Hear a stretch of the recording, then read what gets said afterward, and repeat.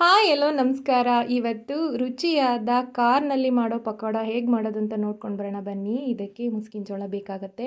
ಇದು ತುಂಬ ಬಲ್ತಿಲ್ಲ, ಒಣಗಿಲ್ಲ, ಹಸಿದು. ಇದನ್ನು ಹರಳುಗಳನ್ನ ಬಿಡಿಸ್ಕೊಳಕ್ಕಾಗಲ್ಲ, ಹಾಗಾಗಿ ಹೀಗೆ ಚಾಕುನಿಂದ ತೆಕ್ಕೋತಾ ಇದ್ದೀನಿ.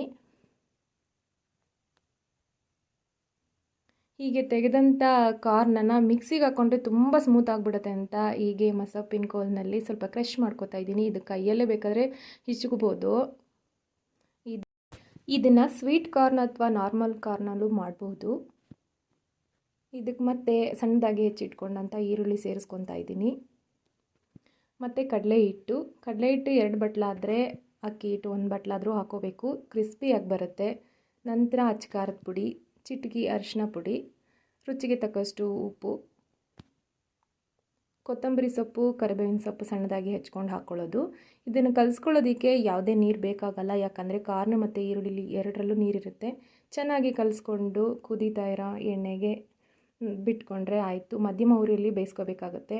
ಹೊರಗಿಂದ ಕ್ರಂಚಿಯಾಗಿ, ಒಳಗೆ ಸಾಫ್ಟಾಗಿ ತುಂಬ ಚೆನ್ನಾಗಿರುತ್ತೆ. ನೀವು ಒಂದು ಸಲ ಟ್ರೈ ಮಾಡಿ. Thank you for watching.